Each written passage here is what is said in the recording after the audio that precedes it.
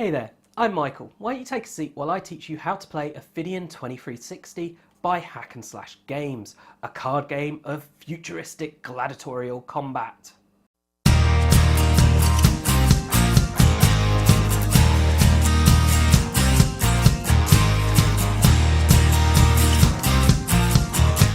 To set up the game, start by picking your gladiators and constructing your deck, or use one of the 6 preset options that you can buy. These will consist of 4 gladiators whose level 1 sides add up to 10 victory points, shown as VP, their corresponding level 3/4 cards, a reinforcement gladiator card, and a deck of 50 or more cards where there are not more than 3 copies of the same card.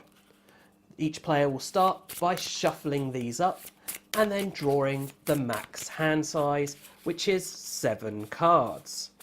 They then draw an additional 2 cards. Each player then chooses 2 of their cards to return to the bottom of their decks. They then mark their cheer at 0 and their resources to 11 for the first wave. Then have each player roll a die to decide who has momentum.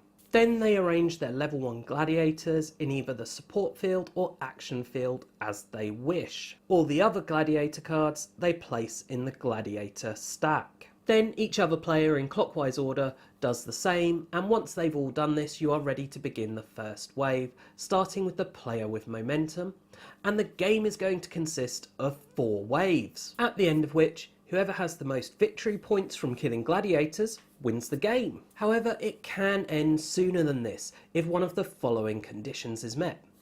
1. A player reaches 12 victory points, then they win. 2. A player triggers a riot by reaching 15 cheer, at which point they win. And 3. A player eliminates all enemies either by killing their gladiators or by their decks being empty when they need to draw a card.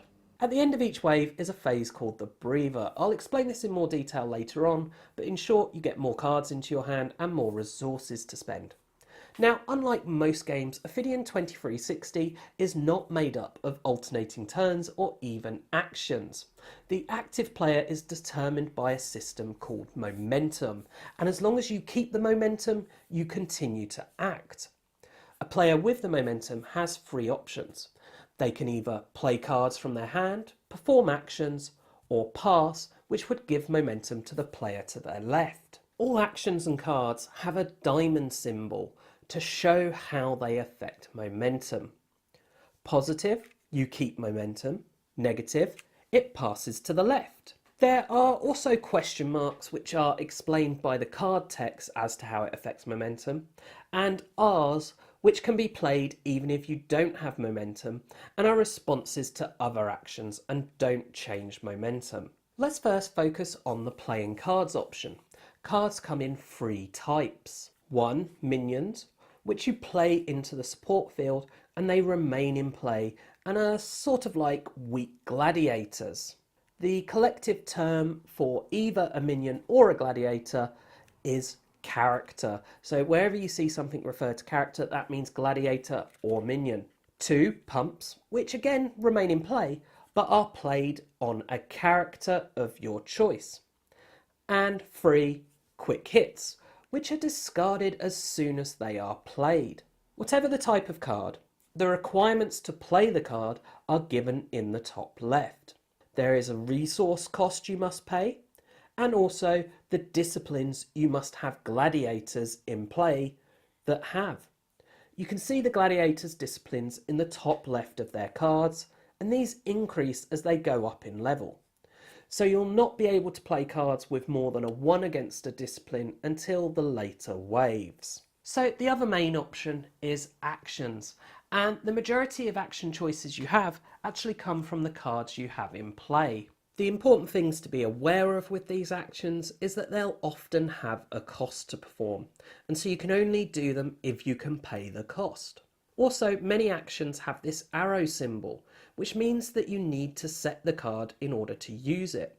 When you set the card, you simply turn it sideways. Once a card has been set, you are unable to perform any actions that would require that card to be set, other than retreat, which I'll talk about shortly.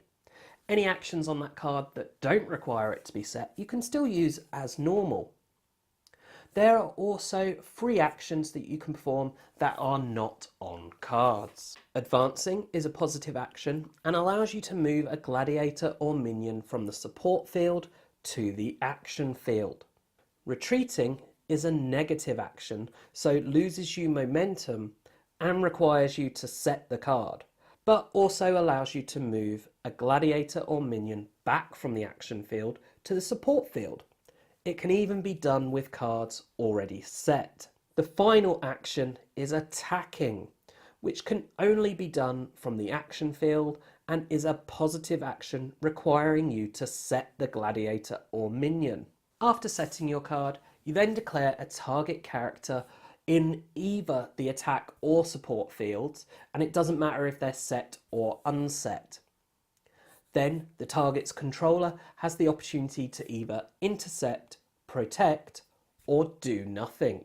If they do nothing, the target is dealt attack damage as given in orange at the bottom of the card.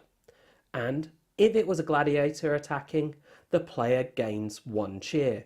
Note, if it's a minion attacking, you do not gain any cheer. The card then takes wounds equal to the attack damage minus any shield amount that the card has. If the number of wounds is equal to or greater than the health on the card, then it is destroyed. However, they can choose to intercept. This does require them to have an unset gladiator, note again it's gladiator not minion, in the same field as the target. They set this gladiator and the attack damage is targeted at them instead. Also, if the attacker would have gained cheer, they no longer do, and the defender does gain a cheer for intercepting. Or if the target is in the support field, they can choose to protect the target. Using an unset gladiator, again it's gladiator not minion, that's in the action field. This means the protecting gladiator takes the damage instead, but unlike with intercepting, the character doesn't get set, nor does it affect who would gain any cheer. Another thing to be aware of with attacking is rage. When a card has wounds on it equal to or greater than its rage value, given in purple at the bottom of the card, then it is raging. If an attack targets an unset raging character, then the attacker takes 1 rage damage. This can be modified by other cards. If an attack targets a set raging character, then the attacker doesn't take the rage damage, but the raging card unsets. It's important to note that rage has no effect when intercepting or protecting. The cheer that you gain from attacking or intercepting has a couple of uses. Firstly, if you reach 15, then you win the game. But you can also spend it during the game in order to roar, turning an opponent's positive action into a negative one and then resolving it as normal. Finally, whoever has the most cheer is the crowd favourite for any card effects. Each wave continues with players taking actions and momentum shifting until both players consecutively choose to pass. At which point you move on to the breather, which is made up of 5 steps. Step 1 is determine momentum. Step 2 is regenerate. Step 3, maintain. Step 4, promote. And finally, step 5, maneuver. In the determine momentum step, the player with the most wounds on gladiators, including defeated gladiators, gains momentum. For the regenerate step, each player unsets all set cards, then discards as many cards from their hand as they want before drawing back up to the max hand size of 7 plus 2 cards. Then, as when setting up, the player picks 2 to place at the bottom of their deck. Then all unspent resources are lost and each player sets their resources to 10 plus the next wave number. So it will be 12, 13 or 14 for the 4th wave. In the maintain step, any cards with a maintain cost must be paid for out of the coming wave's resources or destroyed. There are also cards with this symbol that can't be maintained and are now destroyed. In the promote step, there are 2 things you may do. Promote up to 2 different gladiators, replacing it with the next level version of the gladiator and healing 1 wound on each gladiator that you promote. Then bring in reinforcements to replace fallen gladiators. The final step of the breather is maneuver, where, starting with the player with momentum, each player decides which field their gladiators and minions will start the wave in, action or support. Then, with the breather finished, you move on to the next wave, and play continues like this, alternating between wave and breather until either a player reaches 12 victory points and they win, a player triggers a riot by reaching 15 cheer, at which point they would win, or a player eliminates all enemies either by killing their gladiators or by their opponent's decks being empty when they need to draw a card, or the end of the 4th wave, at which point whoever has the most victory points from killing gladiators wins. If at the end of the 4th wave you have a draw on victory points, you'll simply do another breather phase and then play a 5th wave, and you keep doing this until at the end of a wave you have a clear winner on victory points. Okay, so that is everything you need to know in order to play Ophidian 2360. I do hope that you've enjoyed this video. If you have, do check out the rest of the videos as well as subscribing and sharing the channel. And as always, thanks for watching and bye for now.